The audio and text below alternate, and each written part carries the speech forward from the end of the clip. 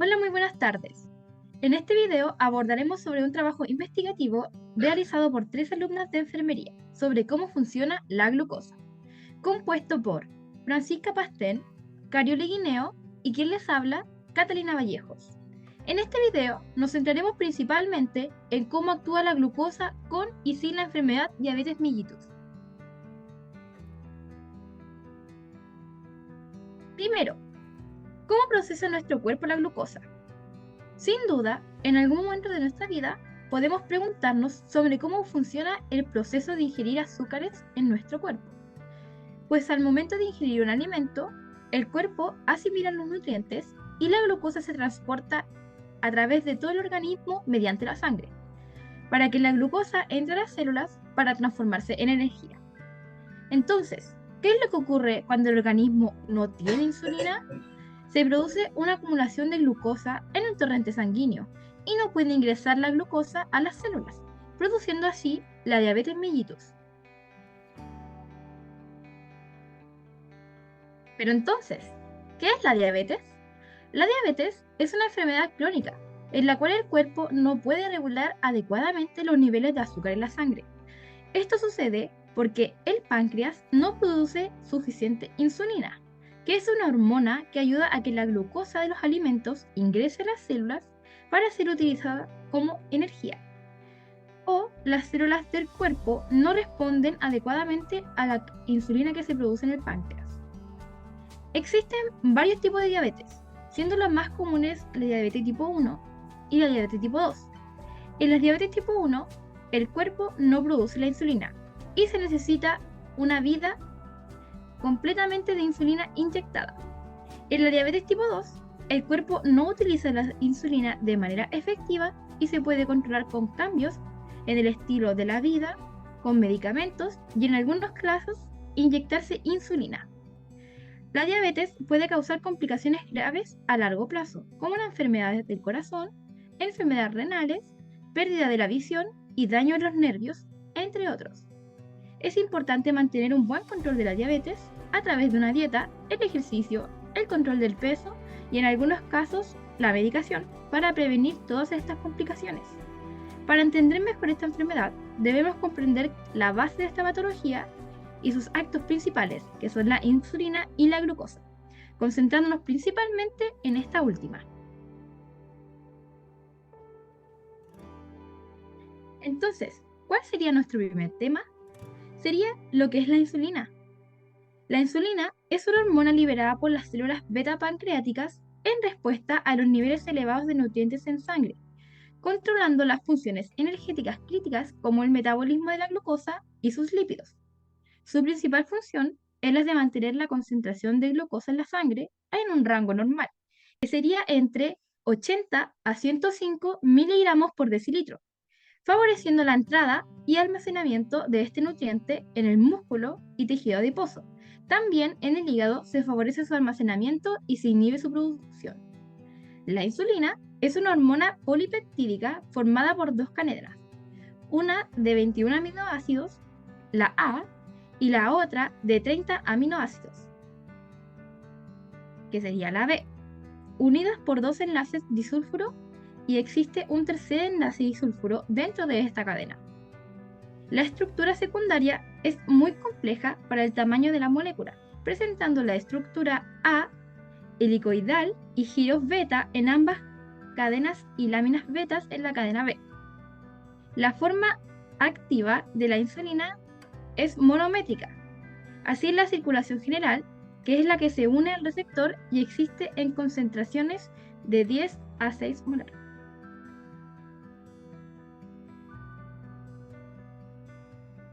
Entonces, ¿cómo funciona la insulina? Cuando los niveles de la glucosa en la sangre aumentan, el páncreas libera la insulina para permitir que la glucosa ingrese a las células del cuerpo, donde se puede utilizar como energía. También, ¿qué es la glucosa? Desde el punto de vista nutricional, es un azúcar de composición simple, que sería un monosacárido, que entra en el organismo a través de los alimentos. Durante el proceso de la digestión, se pone en marcha una cadena de transformaciones químicas a lo largo del tubo digestivo, que convierte los alimentos en sustancias más pequeñas, los nutrientes, y estos a su vez se descomponen en elementos aún mucho más pequeños.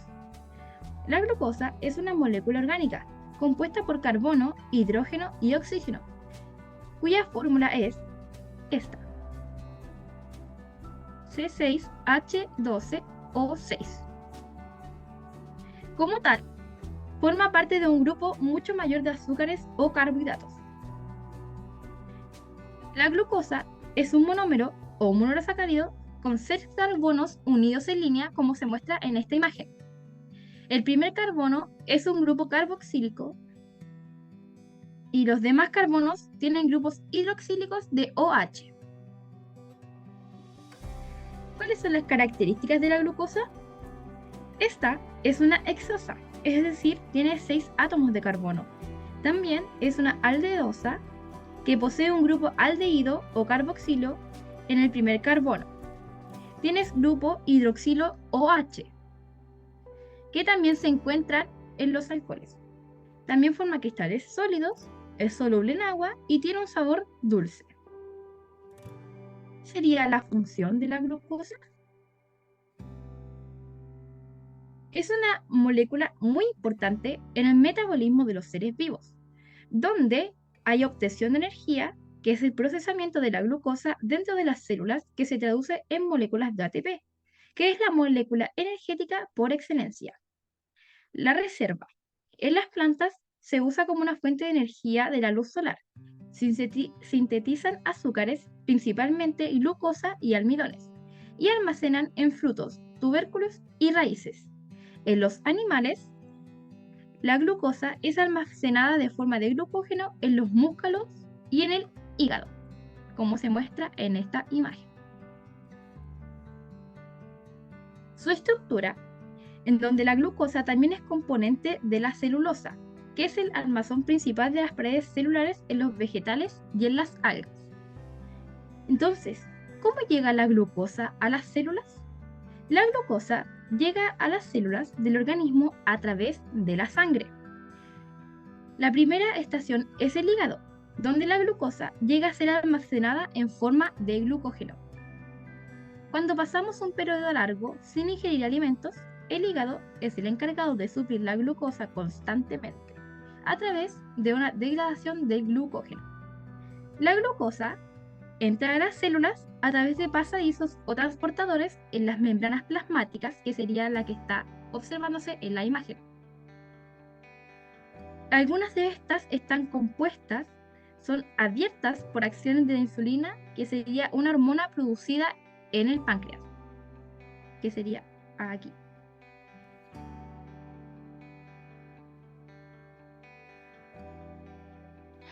Parámetros termodinámicos de la glucosa. En las reacciones que se producen de manera espontánea en la naturaleza, una molécula libera energía cuando se oxida, o sea, cuando pierde un electrón. Es decir, ocurre que de manera espontánea los electrones de una molécula van de niveles de energía mayor a niveles de energía menor, como si se dejaran caer, para entendernos. En la oxidación de la glucosa, los enlaces carbono con carbono o carbono-hidrógeno y oxígeno-oxígeno se intercambian por carbono-oxígeno e hidrógeno-oxígeno a medida que los átomos de oxígeno atraen y acaparan electrones. Este hecho libera energía, que es la que se va almacenando en las moléculas ATP.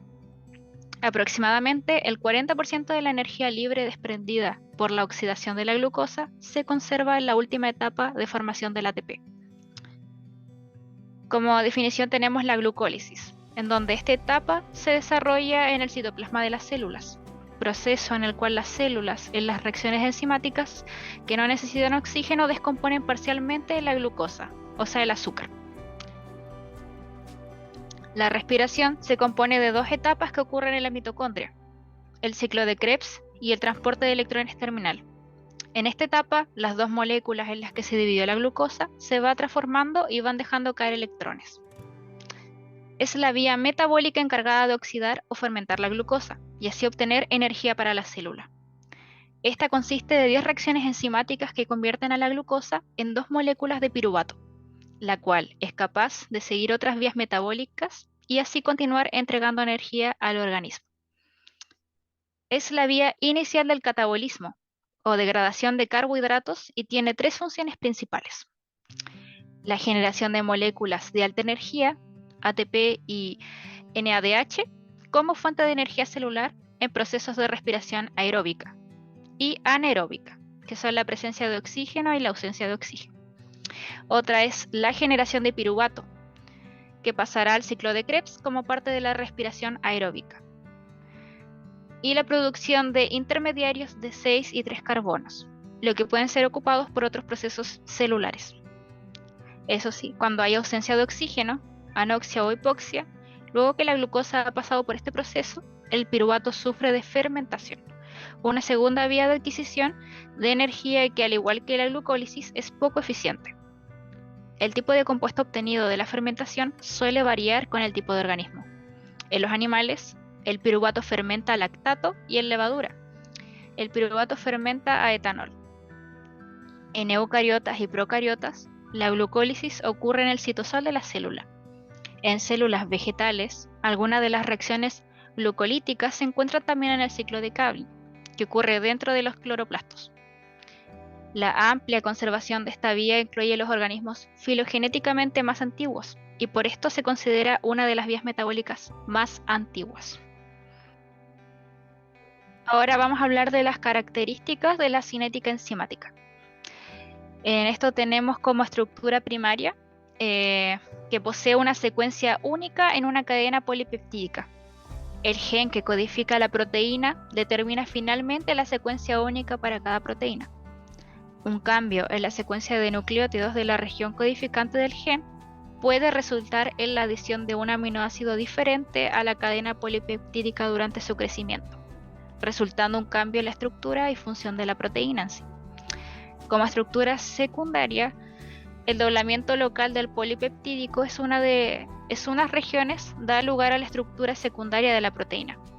Las más comunes son las estructuras de la hélice A y la lámina B, en donde ambas estructuras se mantienen en forma mediante enlaces de hidrógeno. Los enlaces de hidrógeno se forman entre el átomo de oxígeno en el grupo carbonilo en un aminoácido y otro aminoácido que está a 4 aminoácidos más adelante de la cadena. Ahí podemos ver las imágenes que se encuentran. Como estructura terciaria, podemos definirla, que es una estructura específica y tridimensional del polipeptido. Esta estructura se debe en parte por distintas reacciones químicas que actúan sobre la cadena polipeptídica. Principalmente las interacciones entre los grupos R crean la estructura compleja terciaria tridimensional de la proteína. Los grupos R en los aminoácidos involucrados forman los enlaces de hidrógenos que describimos para las estructuras secundarias. Por ejemplo, los grupos R con cargas similares se repelen y aquellos con cargas diferentes se atraen. Cuando tiene lugar el plegamiento de la proteína, los grupos R hidrófobos de los aminoácidos apolares se encuentran en el interior de la proteína, mientras que los grupos R hidrófilos se encuentran en el exterior. La interacción entre las cadenas laterales de la cisteína forma enlaces disulfuro en presencia de oxígeno, el único enlace covalente que se forma durante el plegamiento de proteínas. Todas estas interacciones, débiles y fuertes, determinan la forma tridimensional final de la proteína. Cuando una proteína pierde su forma tridimensional, puede que ya no sea funcional. La enzima es producida por el Penicillium notatum y otros hongos y tiene actividad antibacteriana en presencia de glucosa y oxígeno. Se usa para estimar la concentración de glucosa en muestras de sangre u orina, mediante la formación de pigmentos coloreados por el peróxido de hidrógeno producido en la reacción. Los mecanismos de detección de la glucosa pueden ser naturales o bien sintéticos. El enzima usado en casi todos los sistemas es la glucosa oxidasa, aunque cada sistema aprovecha diferentes cambios producidos por la oxidación de la glucosa. De disminución del pH, hipoxia, repulsión electrostática, acción complementaria de la catalasa sobre el peróxido de hidrógeno, etc. Entre las proteínas que unen la glucosa, también llamadas lectinas, la más usada es la concavalina A, una proteína con 4 lugares de unión a la glucosa. Esta proteína se usó hace muchos años como sensor de la glucosa en un sistema de monotorización continuo basado en el cambio de viscosidad que se producía por la unión con la glucosa. La glucosa oxidasa se une específicamente a las beta de glucopiranosa y no interacciona con AD-glucopiranosa. Es capaz de oxidar toda la glucosa en la solución, dado que el equilibrio entre los anómeros A y B es conducido hacia la forma beta conforme esta va siendo consumida en la reacción. La glucosa oxidasa es ampliamente utilizada acoplada a una reacción mediada por la peroxidasa que permite visualizar colorimétricamente el H2O2 formado. De este tipo son los ensayos para la determinación de glucosa libre en el suero o plasma sanguíneo utilizados con finalidades diagnósticas. Acá, con respecto a las partes que tiene un gráfico, como podemos ver en la imagen, en relación a la cinética enzimática, nos vamos a encontrar con una meseta, que es lo que se aprecia en la imagen del PPT. Esta meseta se genera cuando la enzima está saturada, es decir, todas las moléculas de enzima disponibles ya están ocupadas procesando sustratos. Cualquier molécula adicional de sustrato tendrá que esperar hasta que una enzima se desocupe. Por lo que la velocidad de reacción, la cantidad de producto generado por unidad de tiempo, está limitada por la concentración de enzima. Esta velocidad máxima de reacción es característica de una enzima en particular, a una concentración dada, y se conoce como Vmax o velocidad máxima, en otras palabras. Entre otras definiciones tenemos la de Km, que es la constante de Michaelis, que esta corresponde a la concentración de sustrato, con la cual la velocidad de reacción enzimática alcanza un valor igual o a la mitad de la velocidad máxima, por lo cual el valor de Km está relacionado con la afinidad de la enzima por su sustrato, siendo los valores altos de Km correspondientes a una baja afinidad enzimática por el sustrato, o sea que se necesita más sustrato para llegar a Vmax. En cambio, a menor valor de Km hay una alta afinidad por el sustrato. Y con respecto a lo que significa el Ki, se define como la constante de inhibición que no depende de la concentración de la enzima E o del sustrato S. Es la constante de disociación del inhibidor respecto a la enzima que queremos bloquear, teniendo como objetivo los inhibidores eliminar del flujo de reacción a la enzima libre, haciendo que al sustrato le cueste más llegar producto.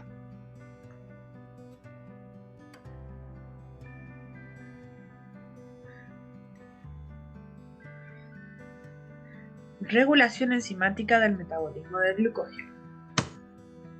En la imagen se puede apreciar la estructura de la glucosa oxidasa.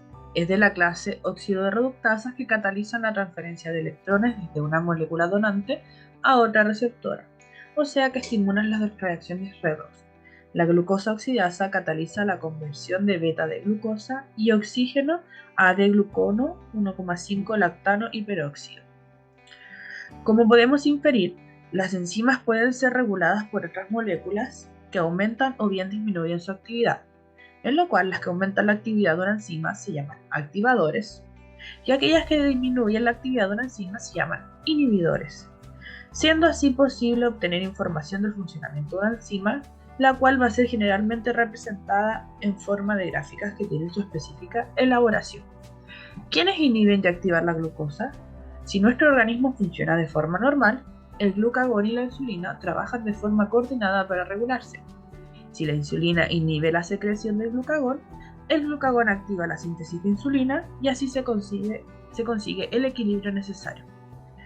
El glucagón es una hormona peptídica que se produce en el páncreas. Es la encargada de activar y aumentar la glucosa cuando el cuerpo lo necesita. El páncreas produce el glucagón, lo libera para que llegue a las células y ayuda a la regulación de la hipoglucemia en la diabetes. La insulina ayuda a que la glucosa entre a las células del cuerpo para que se la utilice como fuente de energía o se la almacena para el futuro. Por ende, inhibe la glucosa cuando hay mucha cantidad en la sangre y en las células. Cuando la persona tiene diabetes, los niveles de insulina son bajos y la glucosa aumenta, siendo incapaz de inhibir y acumulándose en el organismo. Con la información expuesta anteriormente, logramos comprender que la diabetes es una enfermedad crónica que se caracteriza por una regulación inadecuada de los niveles de azúcar en la sangre, debido a la falta de producción de insulina o la falta de respuesta adecuada a las células de la insulina. La insulina es una hormona esencial que controla el metabolismo de la glucosa y de los lípidos, manteniendo la concentración de glucosa en la sangre en un rango normal.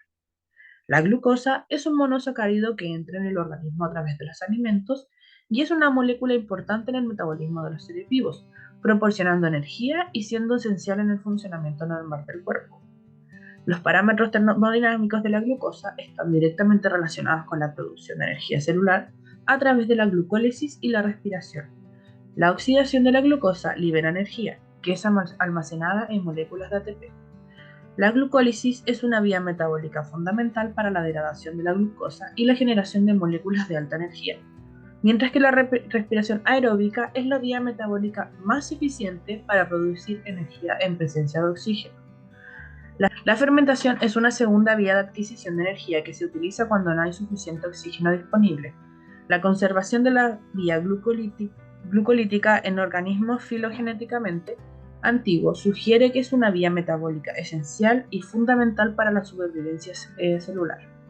En resumen, la comprensión de los parámetros termodinámicos de la glucosa es fundamental para entender los procesos metabólicos y la producción de energía celular en los organismos vivos.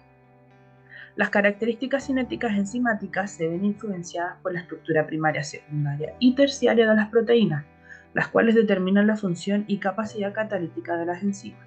La glucosa oxidasa es una enzima que se utiliza ampliamente para la detección de la glucosa en muestras biológicas, ya que es capaz de oxidar específicamente la beta-D-glucopiranosa y generar peróxido de hidrógeno, lo que permite su detección mediante reacciones colorimétricas. El conocimiento de estas características es fundamental para el diseño y desarrollo de técnicas diagnósticas y terapéuticas que utilizan enzimas y proteínas como herramientas clave. La regulación enzimática del metabolismo del glucógeno está estrechamente relacionada con las constantes de Michaelis y la velocidad máxima de las enzimas, así como la constante de inhibición de los inhibidores. Además, la insulina y el glucagón son las hormonas responsables de inhibir y activar la glucosa en el organismo, trabajando en conjunto para mantener un equilibrio en los niveles de glucosa en sangre. Inferimos que en el caso de la diabetes, esta regulación puede verse afectada y causar problemas en el metabolismo del glucógeno.